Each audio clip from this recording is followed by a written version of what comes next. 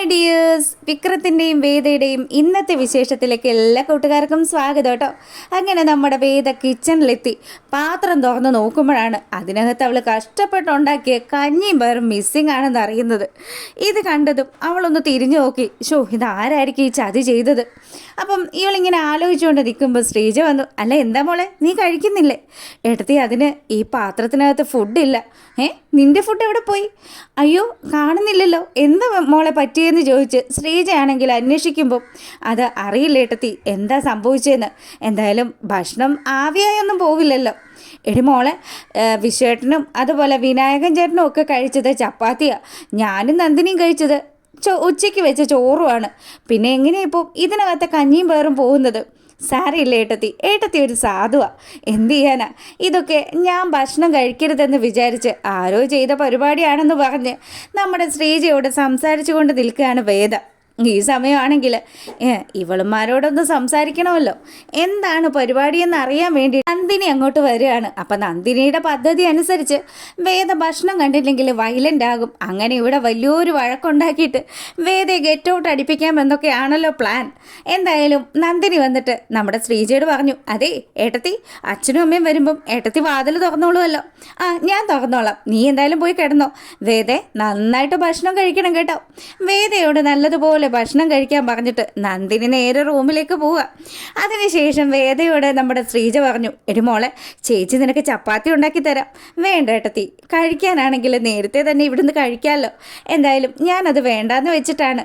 ഒരു ഗ്ലാസ് കുടിവെള്ളം എടുത്ത് കുടിച്ചിട്ട് പാവം നമ്മുടെ വേദ അത്താഴ പശിനി കിടക്കുകയാണ്. അപ്പം ആ ഒരു കിടക്കുന്ന കാഴ്ചയൊക്കെ കാണുമ്പോൾ ശരിക്കും ഒരു പാവമൊക്കെ തോന്നും.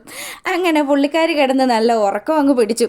ഈ സമയമാണെങ്കിൽ നന്ദിനി നേരെ റൂമിലേക്ക് എത്തി വിനായകൻ്റെ അടുത്തേക്ക് ചെന്നു. അതെ വിനയേട്ടാ, ഇന്നത്തോടു കൂടി ചില കാര്യങ്ങളൊക്കെ നടക്കുമെന്ന് പ്ലാൻ ചെയ്തതാ. പക്ഷേ ഉണ്ടല്ലോ, ഭക്ഷണം കാണാതിരുന്നിട്ടും അവൾക്ക് പ്രത്യേകിച്ച് പ്രശ്നങ്ങളൊന്നും ഉണ്ടായില്ല. അവളെ ആഹാരം കഴിക്കാണ്ട് കയറി കിടക്കുകയാണ്. അയ്യോ, അപ്പം നമ്മുടെ പദ്ധതിയൊക്കെ പൊളിഞ്ഞോടി. എങ്ങനെ, ഞാനൊന്ന് നോക്കട്ടെ ഇവളുമാരെന്താ ചെയ്യുന്നതെന്ന്. ശ്രീജേട്ടത്തി അവൾക്ക് എന്തെങ്കിലും തിന്നാൻ കൊടുത്തു കഴിഞ്ഞാൽ ഞാൻ അതിൽ പിടിച്ചങ്ങ് കയറും, അറിയാലോ. എടി, ഒന്നോർത്താലും നീ ഇപ്പം കാണിച്ചത് ഇച്ചിരി ക്രൂരതയല്ലേ? എന്ത് ക്രൂരത? ദേ, അവളുടെ വീട്ടിൽ നിന്ന് തന്ന ആ വളയുണ്ടല്ലോ, അത് കൊണ്ടുപോയി പണയം വെച്ചിട്ടല്ലേ മനുഷ്യ കുറച്ച് നേരമാണെങ്കിൽ കുറച്ച് നേരം നമ്മളൊന്ന് പിടിച്ചു നിന്നത്. പിന്നെ ആ ഗോവയ്ക്ക് പോകാൻ പറ്റാതിരുന്നതാണ് ഏറ്റവും വലിയൊരു സങ്കടം. എന്തായാലും സാരമില്ല, വേദ ഇവിടുന്ന് പോയി കഴിഞ്ഞാൽ അവർ ഓഫർ ചെയ്തിരിക്കുന്ന ആ പണം കിട്ടുമല്ലോ. അപ്പോൾ പിന്നെ നമ്മൾ എന്തിനാ പേടിക്കുന്നത്? എന്തായാലും സമാധാനപരമായിട്ട് നന്ദിനി അവളെ ജീവിക്കാൻ വിടില്ല. അവളങ്ങനെ ഇവിടുത്തെ മരുമകളായിട്ട് കളിക്കുകയും വേണ്ട. എത്രയും പെട്ടെന്ന് അവളെ ഞാനിവിടുന്ന് പുറത്ത് ചാടിക്കും. അങ്ങനെ നന്ദിനി ഇതൊക്കെ പ്ലാൻ ചെയ്തുകൊണ്ട് വിനായകൻ കാട്ട സപ്പോർട്ടിന് കൂടെ നിൽക്കുമ്പം നമ്മുടെ വിക്രം ദാ വീട്ടിലേക്ക് വരിക. വേദാളം ഉറങ്ങിയോ ആവോ? എന്തായാലും വേദം ഉറങ്ങി കാണുമെന്നുള്ള വിശ്വാസത്തിൽ അവൻ്റെ ആ ഒരു ഔട്ട് ഹൗസിലേക്ക് കയറുകയാണ്. അങ്ങനെ റൂമിൽ കയറി നമ്മുടെ വിക്രം വാതിലടച്ചു. ഇതിനു ശേഷമാണെങ്കിൽ വേദ ഇങ്ങനെ സ്വപ്നം കാണുക അവളുടെ വീട്ടിലെ കാര്യങ്ങൾ. അച്ഛൻ അവളുടെ അടുത്ത് വരുന്നതും അച്ഛനും അമ്മയും ഒക്കെ കൂടി ഒത്തൊരുമിച്ചുണ്ടായിരുന്ന ആ ഒരു ദിനങ്ങളുമൊക്കെ വേദയുടെ സ്വപ്നത്തിൽ ഇങ്ങനെ വരുമ്പം അച്ഛൻ ഒരിക്കൽ അവളിങ്ങനെ കിടന്നുറങ്ങുന്ന സമയത്ത്, മോളെ അത്താഴ പശിനി കിടക്കരുത്, ഒരു ഗ്ലാസ് പാലെങ്കിലും കുടിക്കുമെന്ന് പറഞ്ഞ് വളരെ സ്നേഹത്തോടു കൂടി തൻ്റെ പൊന്നുമോളുടെ അടുത്തേക്ക് വരുന്നതും അവൾക്ക് പാല് കൊടുക്കുന്നതും ഒക്കെ അവൾ സ്വപ്നത്തിലൂടെ ഇങ്ങനെ കണ്ടുകൊണ്ടിരിക്കുക. അപ്പം ഈ സമയമാണെങ്കിൽ നമ്മുടെ ശ്രീജ അങ്ങോട്ട് വരിക, ഒരു ഗ്ലാസ് പാലും ഒക്കെ ആയിട്ട്. അപ്പം ഈ സ്വപ്നം കണ്ടത് തന്നെയാണ് റിയലി നമ്മുടെ വേദയുടെ ലൈഫിൽ നടക്കുന്നത്. ശ്രീജ അടുത്ത് വന്നതും നമ്മുടെ വേദയെ തട്ടി വിളിക്കാൻ തുടങ്ങി. മോളെ വേദ, എഴുന്നേക്ക് മോളെ എന്ന് വിളിക്കുമ്പോൾ അവൾ ശരിക്കും അങ്ങ് എഴുന്നേറ്റ് അതിശയത്തോടു കൂടി നമ്മുടെ ശ്രീജയെ നോക്കുക. അപ്പം ശ്രീജയാണെങ്കിൽ എന്ത് പറ്റി, സ്വപ്നം കണ്ടതാണോ? അതേ ഏട്ടത്തി, ഞാൻ എൻ്റെ അച്ഛന് സ്വപ്നം കണ്ടതാണെന്ന് പറഞ്ഞു. സാരമില്ല മോളെ, ദേ അത്തായ പശിനി കിടക്കണ്ട, ഈ ഒരു ഗ്ലാസ് പാല് കുടിക്കുമെന്ന് പറഞ്ഞ് വലിയ സന്തോഷത്തിൽ ശ്രീജ പാലെടുത്ത് കൊടുക്കാൻ തുടങ്ങിയതും അവിടെ പറന്നെത്തുകയാണ് നമ്മുടെ നന്ദിനി വന്നിട്ട് ആ പാൽ ഗ്ലാസ് അറിയാത്ത മട്ടിനങ്ങ് തട്ടി താഴെ ഇട്ടു.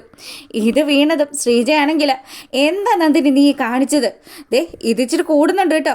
ഒരാൾക്ക് ഭക്ഷണം കഴിക്കാനുള്ള സാധനം ഉണ്ടാക്കി വെച്ചിട്ട് അതുവരെ നീ എടുത്ത് കളഞ്ഞു. ഞാനൊന്നും മനസ്സിലാക്കിയില്ല എന്ന് വിചാരിക്കേണ്ടെന്ന് പറഞ്ഞ് ശ്രീജ ശരിക്ക് ദേഷ്യപ്പെട്ട് നന്ദിനിയുടെ അടുത്തേക്ക് ചെല്ലുമ്പം വേണ്ട ഏട്ടത്തി എന്ന് പറഞ്ഞ് വേദ നമ്മുടെ ശ്രീജയെ തടയാണ്. നന്ദിനിയാണെങ്കിൽ വേണ്ട, ചാടിക്കോ ദേ ഞാനീ ഒരു തെറ്റും ചെയ്തിട്ടില്ല. ഇവിടുത്തെ അച്ഛൻ പറഞ്ഞിട്ടുണ്ട് ഇവൾക്ക് ഇവിടുന്ന് ഒരു ഗ്ലാസ് വെള്ളം പോലും കൊടുക്കരുതെന്ന്. അച്ഛൻ എപ്പോഴാടി അങ്ങനെ പറഞ്ഞെന്ന് ചോദിച്ച് ശ്രീജയാണെങ്കിൽ വിരൽ ചൂണ്ടി വരുമ്പം നമ്മുടെ മാഷും ഭാര്യയും കൂടി പുറത്തങ്ങനെ എത്തിക്കഴിഞ്ഞു.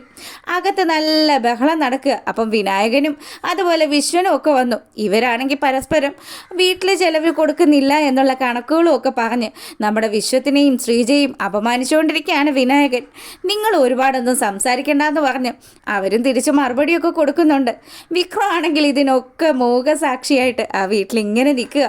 അങ്ങനെ ഇവരുടെ ഈ സംസാരവും ബഹളവും ഒക്കെ അങ്ങ് മോർത്തിച്ച് വരുന്ന സമയത്താണ് അച്ഛനും അമ്മയും പഠിക്കലെത്തിയത്. ഇവരാണെങ്കിൽ എന്താ ഇവിടെ നടക്കുന്നതെന്ന് ചോദിച്ച് മാഷ് അങ്ങ് വന്ന് ദേഷ്യപ്പെടാൻ തുടങ്ങി. ഈ സമയം ശ്രീജ പറഞ്ഞു, അച്ഛാ ഇത് കണ്ടോ അച്ഛാ, വേദയ്ക്ക് ഒരു ഗ്ലാസ് പാല് കൊടുത്തതിനാണ് ഇവിടെ പ്രശ്നം.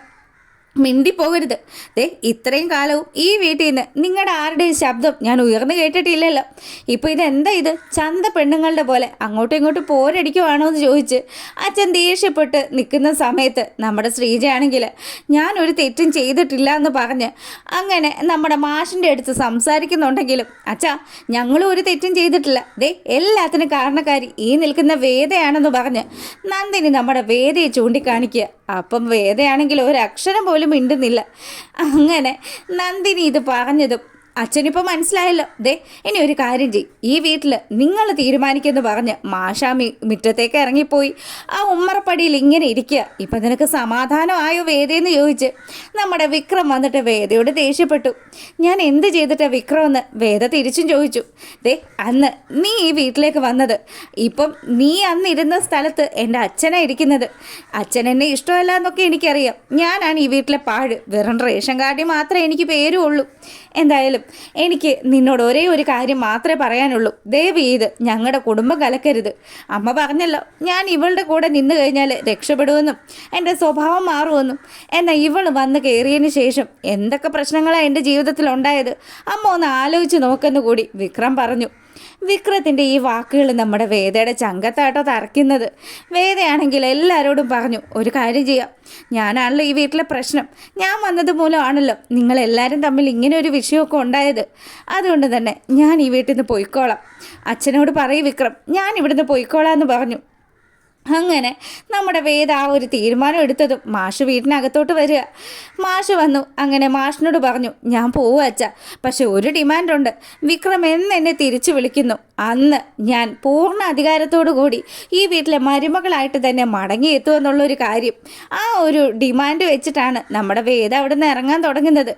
ശ്രീജയാണെങ്കിൽ വലിയ സങ്കടത്തിൽ കരഞ്ഞു പിഴിഞ്ഞ് അവൾ റൂമിലേക്ക് പോകുന്ന സമയത്ത് കമലയാണെങ്കിൽ മോളെ നീ പോവാണോടി എന്ന് ചോദിച്ച് നമ്മുടെ വേദയെ കെട്ടിപ്പിടിക്കുക. വേദയ്ക്ക് നല്ല സങ്കടമൊക്കെ ഉണ്ട്. എന്തായാലും വിക്രത്തിന് നല്ല ആശ്വാസമാണ്. വേതാളം പോലെ കൂടിയ വേദത ഇപ്പം ഈ വീട്ടിൽ നിന്ന് ഇറങ്ങിപ്പോവുകയാണല്ലോ.